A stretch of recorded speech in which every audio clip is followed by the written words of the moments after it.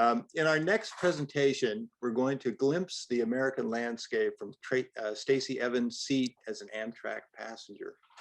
Using the train as a moving studio tethered to the earth, gliding on a predetermined path, Stacey makes photographs focused on regional similarities and differences while composing how we occupy, shape, and transform the land. Her archive has over 29 train trips in America, plus a few in Scandinavia and France. Over the years, she's collected various themes ranging from swimming pools to power supplies, agriculture, intersections, and fading light, to name just a few. She will share her unique perspective, not accessible by foot, plane, or car. So a little background on Stacey. Stacey grew up in Waynesboro, Virginia, a small town made diverse by its variety and combination of different landscapes: rural, urban, industrial, and suburban. Over the years, she has worked to translate her formative visual experiences and demonstrate the role landscapes play within culture. She studied photography at Virginia Commonwealth University and received a BFA in photography from the Savannah College of Art and Design. She works as an artist, educator, and photographer. She currently is the imaging specialist and project coordinator at the University of Virginia Library, a statewide educator at the Virginia Museum of Fine Arts, and a resident artist at the McGuffey Art Center in Charlottesville. Her artwork is exhibited regionally and nationally. So won't you please welcome Stacey? Thank you, Jeff. Let me take a moment to get the presentation. Let's see how I do here. I think it's here. And then that button. Does that work? That looks great, Jen. Or Stacey, sorry. Thank you.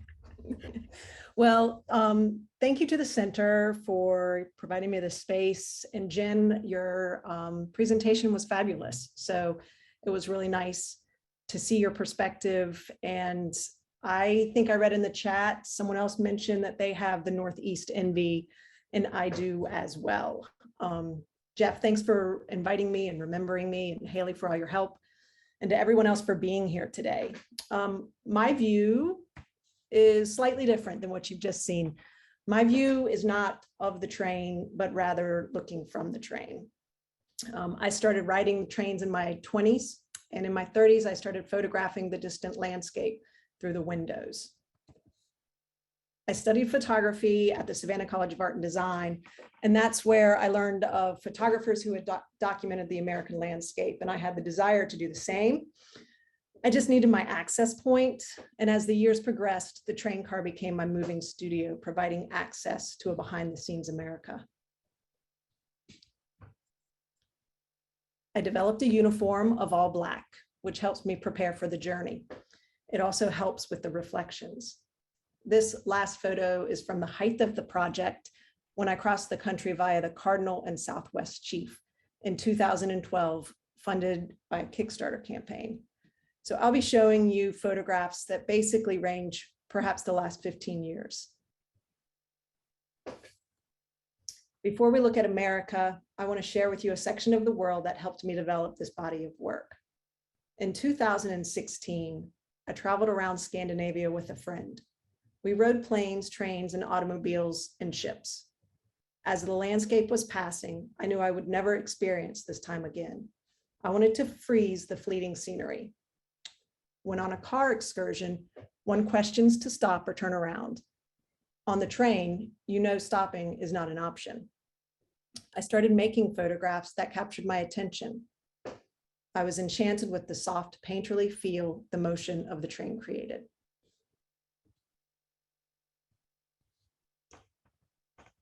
As we traveled further north toward Kiruna, Sweden, the landscape and light changed. I continued to make images. Seeing this home made me wonder, what is it like to live here in the winter when this place is covered in deep snow? The train gave me an up-close view into natural resources of the region.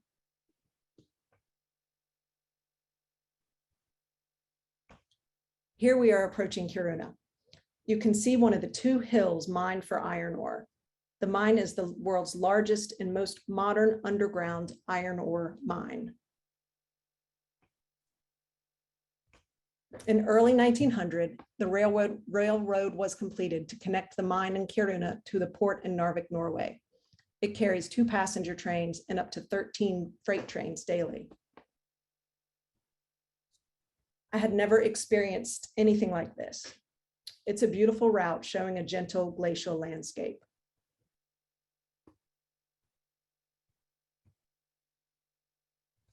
This experience was so eye-opening to me as far as the view of infrastructure and transportation. It was so different than the land I knew. Water was the main source of transportation until paths could be carved on the mountain's edge to mark roads, to make roads and railways. This is a fjord heading into Narvik. Here you can see the line of the track hugging the edge of the mountain.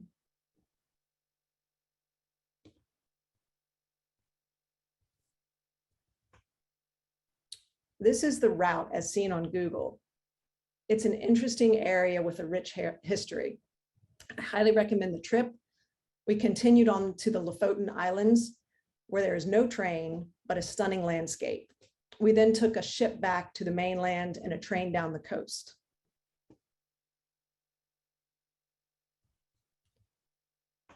Here's the only photo I'll show you of an interior or of a train itself. As you travel through Scandinavia, as we traveled through Scandinavia, we noticed that the trains are very modern in the southern section.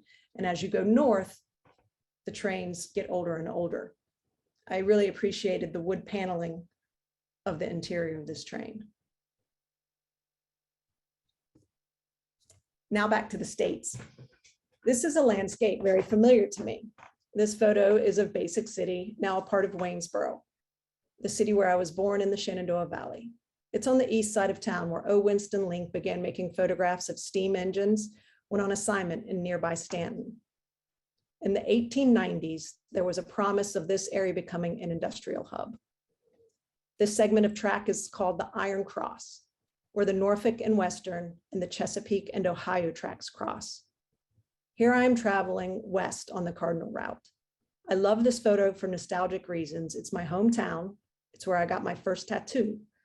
To me, it holds the compositional elements of everyday life I aspire to show in my imagery.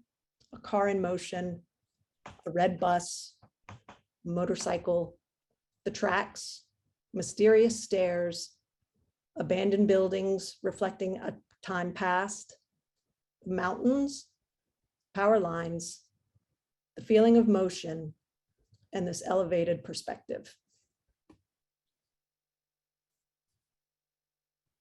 My first train ride was to New York City for a photo conference and to visit friends. Then another trip to Charleston, South Carolina to visit a friend. Watching the scenery pass, the similarities and differences between these two regions, North and South, made an impression on me. In the Northeast corridor, space is densely filled, and the neighborhoods within neighborhoods and industrial spaces. In the South, there is space between communities and more farmland.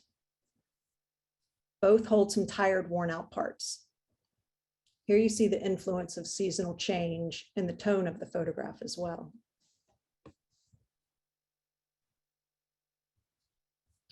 In 2007, I was thinking about how we are connected as a society. I began looking at the power line that ran through my neighborhood over the mountain and into the next valley. Society is dependent on power supplies. I wondered how these lines look as they crisscross the country. This led me to book my first train tickets from Charlottesville to West Glacier National Park. My now husband and I boarded the Cardinal route heading to Chicago on a Wednesday afternoon. It was my first overnight roomette experience. A side note of this photo is I found myself standing on this bridge one day, looking towards the viewpoint of the photo. I realized as I saw the train bridge, I was standing in my photograph. In Chicago, we boarded the Empire Builder. While looking for power lines, I realized how much more there was to the American landscape. Riding on the train is similar to a silent movie. Scenes are presented, but the story is vague. There are quiet narratives to be interpreted around every bend.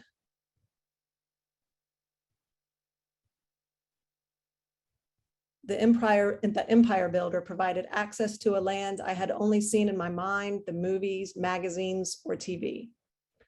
This is the first time I saw the Mississippi River. I photograph in manual mode, and here I made a choice to increase the ISO, the sensitivity of light, so I could make the image. I don't think I would have ever attempted this work with film. The digital camera, mine, a Canon 5D, gives me the ability to change the ISO between exposures. As time and place change, I shoot test shots, so I am prepared for what's coming. My philosophy in photography is I will push the ISO and accept the noise to make the photo. I appreciate the painterly effect that starts to happen. On this morning, I photographed as the fog lifted and these hay bales came to life. It seems a morning conversation is happening.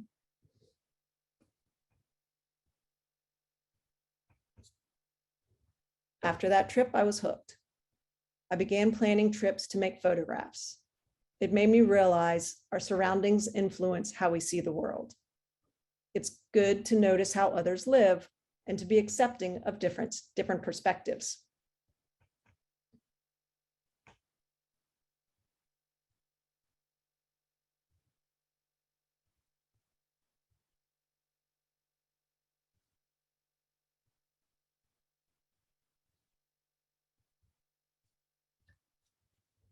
Waking up on the train is a surreal experience. You're in the same place, but the world outside has changed.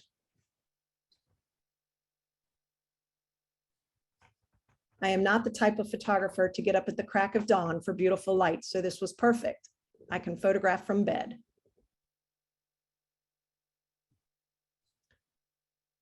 As we know, there are two sides to every train, and I am seated on one. It's a game of chance to wait and see what's next, or decide to change position. As we began to climb, I noticed the terrain shift. It motivated me to peek out the other side. Mount Shasta appeared. We were in the middle of a volcanic lava field, and I was in awe.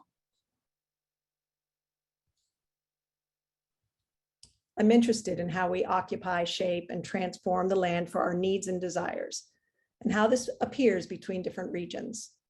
As I push the camera up against the glass, I wait for elements of nature and the built environment to align.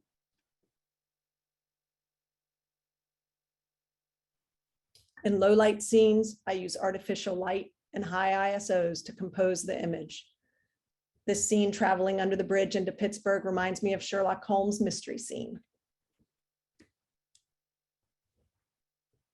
I focus my attention intently on what's happening outside the train. It's imperative to find a point of interest to make an image successful. I must be in the moment to capture these scenes, and that is challenging while traveling long hours staring through glass. There is so much I cannot control. I do the best with what I have. This photograph was recently placed in the Center for Creative Photography in Tucson. It is the hardest print I ever had to make due to the noise and the various shades of gray.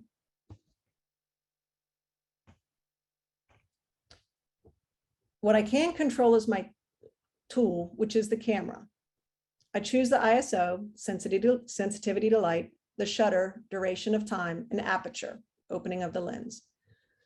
I choose the lens, most often a 24 to 70 millimeter 2.8. I shoot mostly on the wide angle side. I also choose when to press the shutter. I work as a professional photographer, so I understand the importance of finding the unique angle to capture the photo. My angle here is limited by the train window. So I sit, I wait, and I watch. The passenger collection has magnificent individual images, and I find that the strength of the collection is actually in its volume. I first photographed this angle of Philly in 2006 before I was serious about the project. That first image is on the left. I attempt it every time I pass Philly, and I'm seated on this side. It's the repetition of the similar image that shows that passage of time.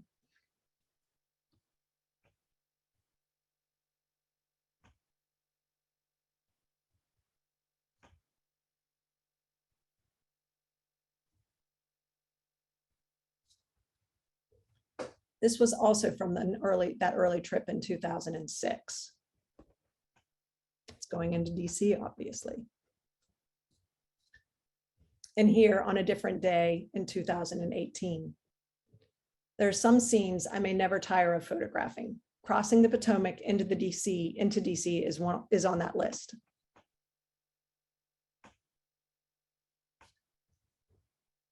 My work is about anticipation, understanding what I can control, and a bit of luck. I often travel this route, the Northeast Regional or Crescent, on the way to DC. This time I wanted to add bits of snow to my collection. I knew we were approaching this intersection, but to actually capture this woman walking in focus between all these moving elements, that's the luck part. I am a receptor of the luck. To capture motion and sharpness, I focus with a single point and pan. The red eye of the train signal is another piece of luck, the glow of artificial light. A side note of this image is it was on display at Piedmont, Virginia Community College, and a woman walks up to me and says it's her. And I had actually worked for her in the gallery that's located in the building on the left side of this image.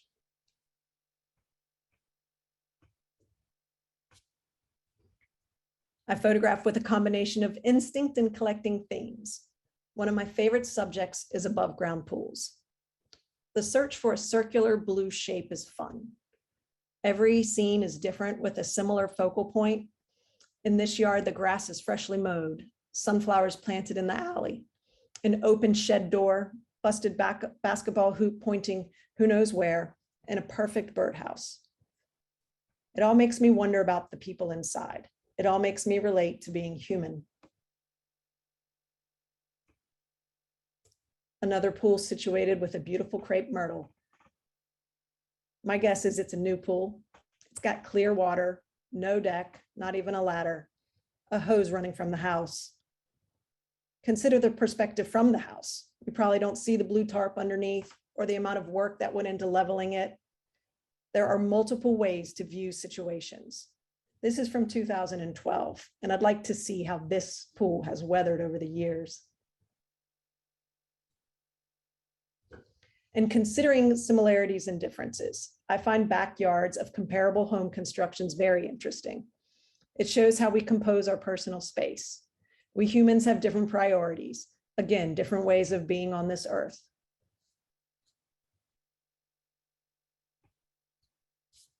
This pool has funky water. Someone might have too much on their plate.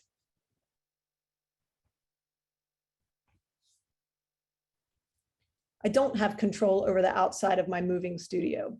Weather and light are two of the main factors to deal with. I have a photographer friend, Sam Abel, who told me weather makes it interesting. I booked tickets in advance, so when the time comes, I board. This train was hours late due to flooding. There is a mood and quality of light that comes with the different atmospheres outside. I sit in my assigned seat, if there is one, and I start making. I also like to collect yard toys, basketball hoops, trampolines, subjects familiar to us that show signs of life. The trampoline, another big circular shape. Occasionally, I have captured a trampoline and swimming pool in the same image. They kind of go hand in hand. This is the only hunting shed, I think. When editing, I was amazed by the crispness of the ladder contrasting the movement of the train. I feel like I pulled the camera up during the exposure, or maybe it was the train. It's a good example of the train and I working together.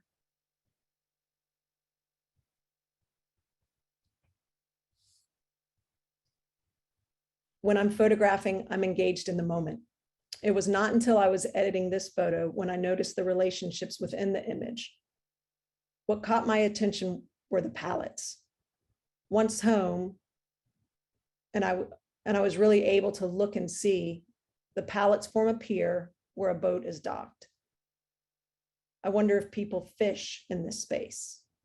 Might they find shelter in those freight containers behind? It's a life I never imagined.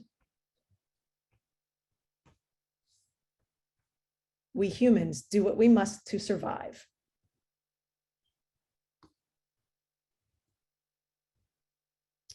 Developed thoughtfully, space can be utilized to its full potential.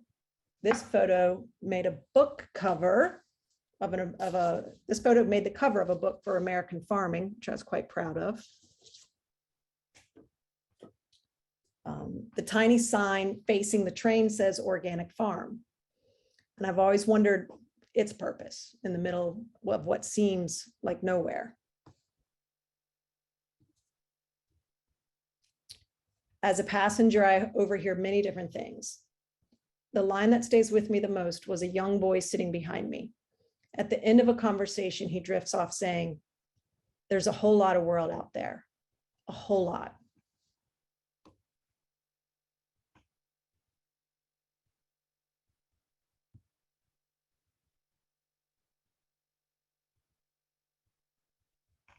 This is the second time I saw the Mississippi by train.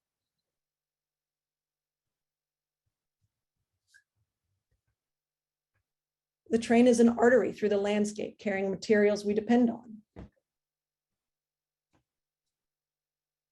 giving insights into how we survive.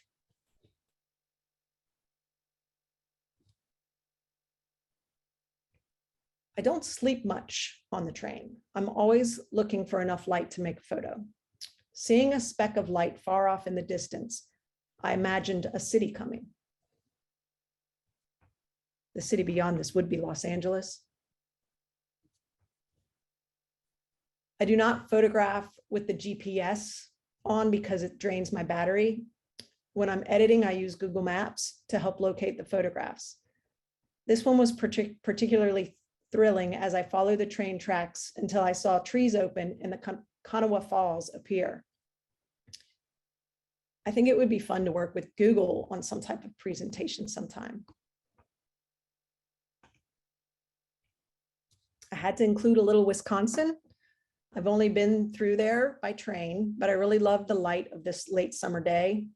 Reminds me of Scandinavia. And I assume this is Milwaukee, but I could not track it down on Google. And back to power lines. In Wisconsin, I found the same style power line that runs through my neighborhood, what I consider the pole body with extended arms.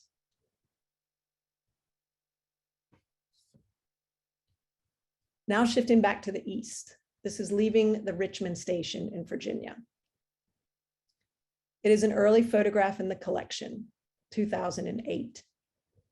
I mentioned focusing my attention outside and looking for my focal point. I also try to animate inanimate objects, add a conversation of life. I feel these satellites hold that feeling to me. They come alive.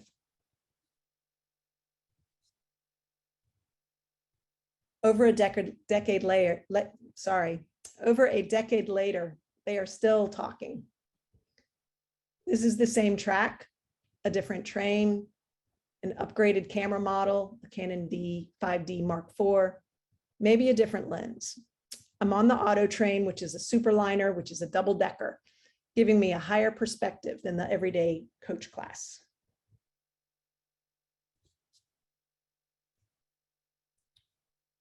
Here's my hometown of Charlottesville, Virginia. The Cardinal, Crescent, and Northeast Regional run through it. Also empty coal cars on the way back to West Virginia from the Tidewater. Change happens. As the pandemic came down upon us, I started working at the University of Virginia Library as an imaging specialist. I walk through this scene regularly on my daily commute. Every time I do, I notice the light and I appreciate the moment. Yesterday, I noticed this tree, and the new growth happening along the fence, I look forward to getting on the train and making another photo. This is my husband, John Grant. He travels with me on the overnight trips. He's my spotter and support. He also helps me print the photographs. We both work in the photographic arts, and he owns big Epson printers. I make prints in various sizes for public and private collections.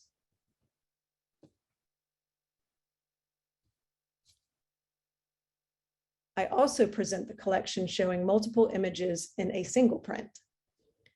This is a 24 by 36 grid featuring our 2012 trip from Charlottesville to Los Angeles via the Cardinal and Southwest Chief. This trip was funded by a Kickstarter campaign through print sales. It was a very inspiring way to fund a project, and I'm still very grateful to those who supported it.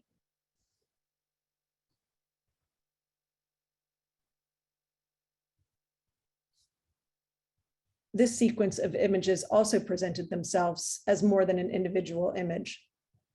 As we rode parallel with the freeway, I noticed a taxi cab and used it as a focus point.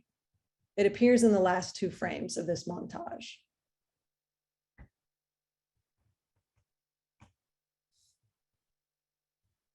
To bring the photographs into the physical world, I start with making 4x6 prints.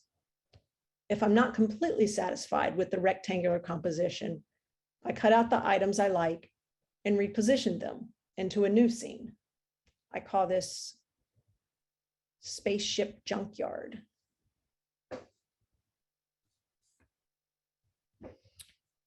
With the train being about motion, I was attracted to a lenticular print I saw in Cincinnati. It's a type of hologram. So I started working with that, and I made one out of 3 photographs that I layered on top of each other in Photoshop.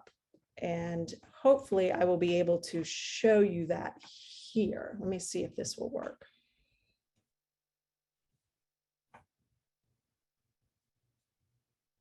It's just thrilling and mesmerizing. People walk past it constantly when it's on the wall.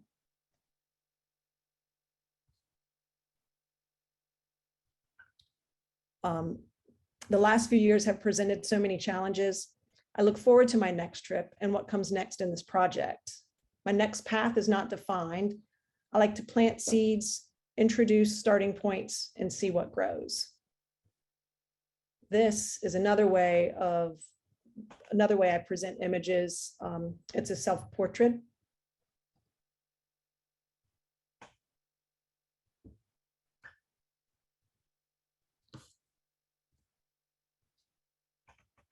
So let's see. In the end, I see myself as a passenger on this earth. Many of these artifacts will be here long after I'm gone. And I hope my collection will develop into an archive where others can research and see America and other parts of the world I have traveled. And thank you. I'm a little bit fast. Oh, no worries at all. That was fantastic. Stacey, I love your narrative and your introspective.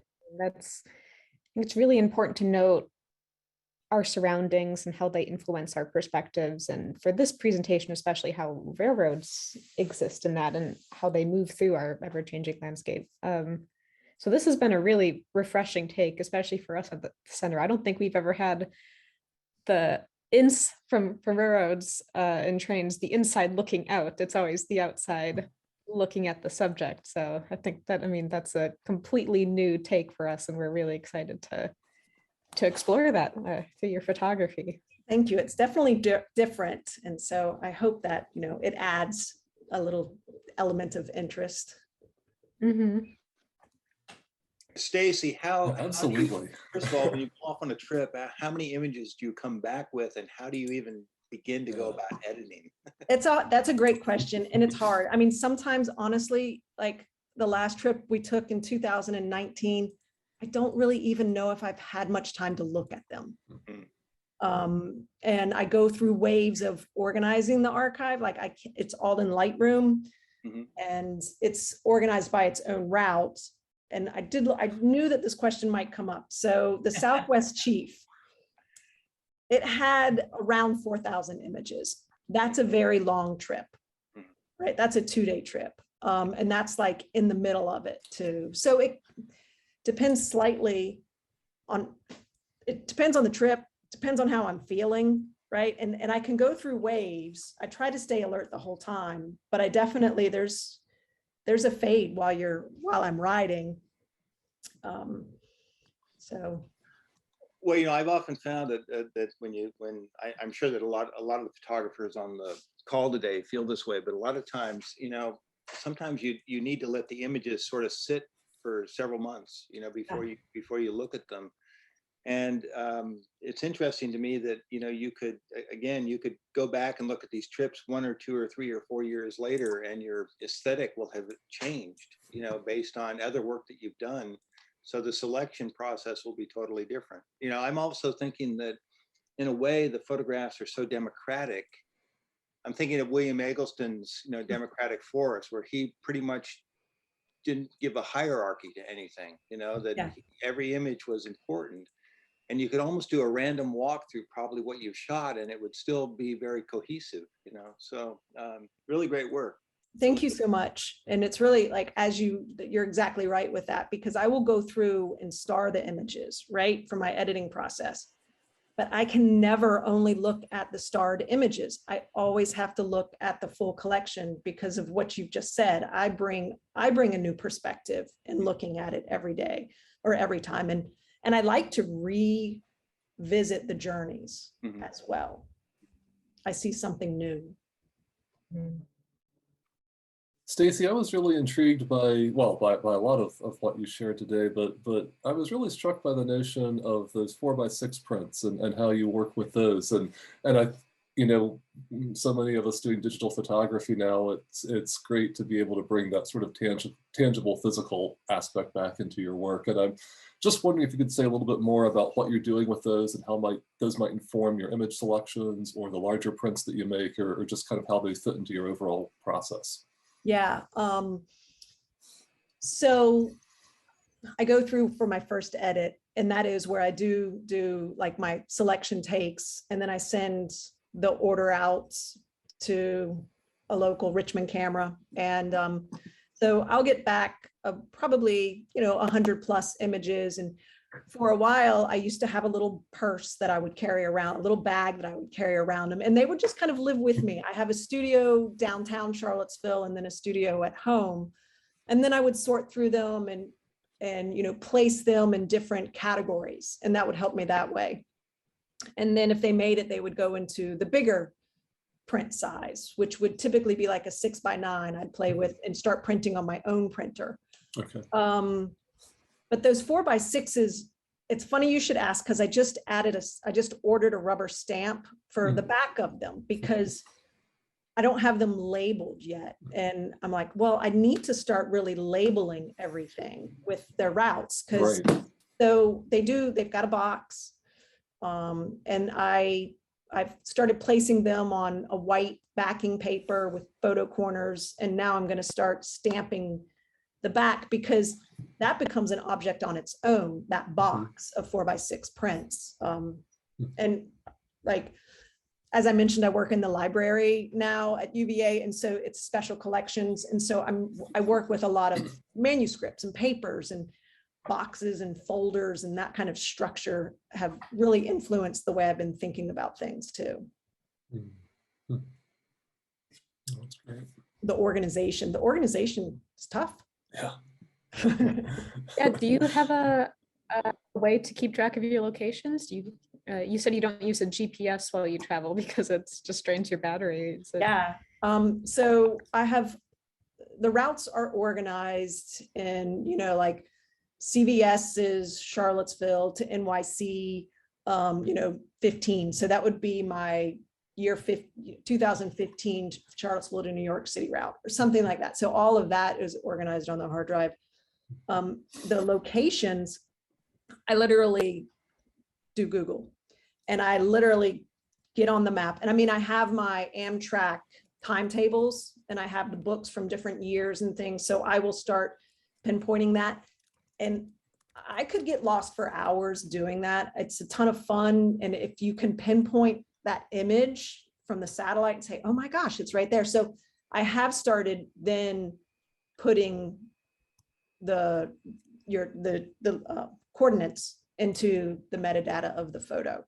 So that's something, and I don't know, I know that Google does that street image, right? I was like, wouldn't it be cool if I could somehow work with them that they would see the train image? So that's on my mind of how can I do that? So I'll see, I'm not sure. It would be fun to have some sort of presentation in that manner. Yeah, sure. You're muted, Todd. Yeah, Todd looks like he's talking. He doesn't. Are you muted? Oh, Yeah, no, I guess I had There we two go. mutes on that. There we go. Sorry. Stacey, I wanted to echo the earlier comments. Really enjoyed your presentation. A couple of quick comments. Something that resonated, I think, deeply was your comment about repetition of similar images to convey the passage of time. I think as photographers in this audience, you know, we and Jen before you also in her 2.5 years has noticed that what we are accomplishing in different ways and different techniques are things that aren't ever the same after we've taken that image. That connected with your other comment about relating to being human and that sort of storytelling relationship of putting yourself into the scene while you're shooting it or perhaps even after and you look back at it. My question is, as you updated your equipment and moved from the beginning of the presentation to the present, I was just curious between some of the more higher resolution, if you will, image storytelling to your pushing the, I think your term was envelope of ISO and really becoming more of a impressionist painting, if you will, with a camera. Where do you find yourself in a comfort zone or in your storytelling? How do you feel about both ends of that spectrum, and where do you think you're headed moving forward? Sometimes I'm like, I never know where I'm headed moving forward. I just go. But the first camera I had was a 64, like the highest ISO was 6400, I think. It was the Canon 5D, right? And so now I'm at the Canon 5D Mark IV. And that, is it like 128,000? Is that the highest? And so I shoot it, you know, and I open my aperture up, and I do have a, you know, a 51 point, I don't know if it's a 2, but you know, it's, I don't shoot with that much though, but you know, if I'm shooting wide, and I will drop the shutter as slow as I can get it before it's too blurry. But maybe what I've realized over the last few years is I'm loosening up on the concept of sharpness. Like you might say, oh, you really thought things had to be sharp at the very beginning because of the image of the Mississippi, but that's something like I used to always think I had to have that sharp element in it. And now when I'm going back in, I'm like, maybe it doesn't all have to be sharp, or maybe I don't even need a sharp element. Right. And I think like perhaps that one going into DC in 2018 that was misty and foggy and shooting, like I don't think that had it. That was not very crisp. But I'm not a crisp photographer. And I will tell you, my eyes are getting worse and worse as time goes. So I don't see it getting any crisper. Thank you. Yeah. Well, Stacey, I have a question for you. I mean, from the subject matter of your photography seems to be like how humans occupy space and the, you know, how infrastructure changes the landscape. From your seat inside the train, how do you analyze the railroad's occupation on the landscape, maybe in addition, in concert, or outside of other infrastructure? Well, I think it's like the railroad brings us between direct points, right? There's no road that's meandering, or it's like it's going beside a river or a path that's been defined probably years ago, because we're not really into that high speed. Like in California, or not California, I'm sorry, in France, the high speed railroad, I think has been carved later in time. And so like it's down a little bit, and it has huge fences on either side. So you don't go from city center to city center. Where here, we really are still going city center to city center. And the access that I get, like, I remember it was on the Palmetto route in the South, that I was like, oh my God, I'm in a tobacco shed, and then there's a bandstand, and then there's a neighborhood, all within a minute, maybe even 30 seconds. So it's like the landscape can change so fast as well, that you just don't get what you were getting from a road, a highway. Does that answer the question? Did I kind of meander a little bit? Yeah. And I guess that kind of leads into a question that someone else had submitted. So how important do you see it, like a specific route? Because obviously you can't, as a passenger on a specific train route, you can't change Right. where you're going to take your photo from. You're kind of just along on the trip. Yeah. So how important is that for you to provide your viewpoint? Is it, I guess, how am I trying to phrase I this? think I might understand. Like when I say I started planning trips, I want to photograph all of the lines. I want to do that. I haven't done it yet. Life's a little bit more complicated than that, right? So I've photographed, the coastal starlight. Yes, I wanted to photograph the coast. I did the Adirondack route, but I planned that too early, and I missed the whole fall leaves. And then the Vermonter, I was on the Vermonter. They called me the day before and said that it was closed for repairs, so I had to get off and take a bus. So, I plan specific routes so that I can see how things change region to region. So the route is determined, specifically kind of region as well. And there's certain places, like I always go through DC if I'm going north. If I'm going west, I end up through Chicago. So there's certain paths. Mm-hmm. And do you explore any of these concepts in any other sorts of projects, or in other forms of photographic projects, or maybe just other sorts of art mediums in general? Yeah, I think that's, I've always been interested. Like there's 3 elements that I always look for, and that is, the built environment, nature, and the human, and how we interact. So that's kind of just been a thread since the very beginning. And I just try to make sure that I have, and to animate the inanimate. Like when I was in Savannah, this is an interesting one. When I started in Savannah, and in my a personal vision class, I had to come up with a theme, and I photographed in the alleyways. So I would just photograph walls in the alleyways, and was looking at the pipes and the infrastructure that supported the buildings. And I do think that thought has led me to the trains a little bit, in that back, that behind the scenes look, rather than photographing the facades of a beautiful city. I was like, I want to walk through the alleys. So this question is a little off topic, but maybe not. So who are some of the other photographers that you admire? Well, there's so many. When it comes to, the American landscape, of course, Robert Frank comes in, and a lot of when I started thinking about the sharp image, I would start looking at his imagery again and be like, he didn't care if anything was sharp. He wanted that atmosphere as well. So he was a huge influence. Right now, I've been into Todd Heido's work as well, with the low light kind of stuff. I've been watching his work. Oh, Jeff, off the top of my head, your work, of course. Thank you. Yep, I have a few of your books.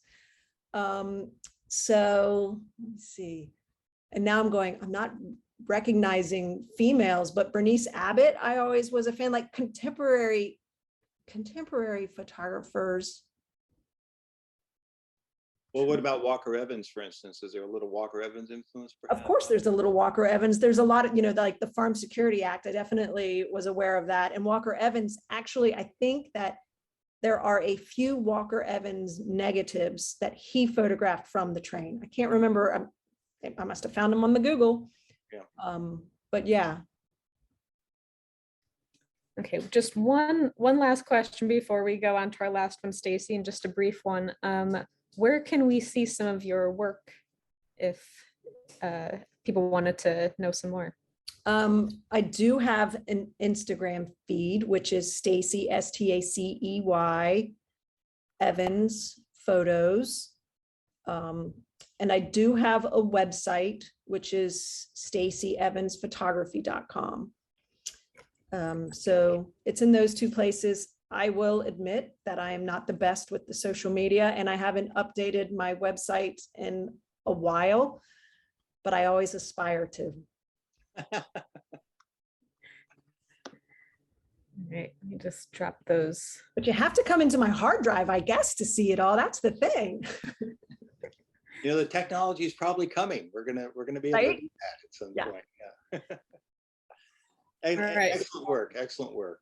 I Thank you, appreciate Stacey. it. Thank you all so- for giving me the space and time. Great. Thank you. I'm glad you liked it.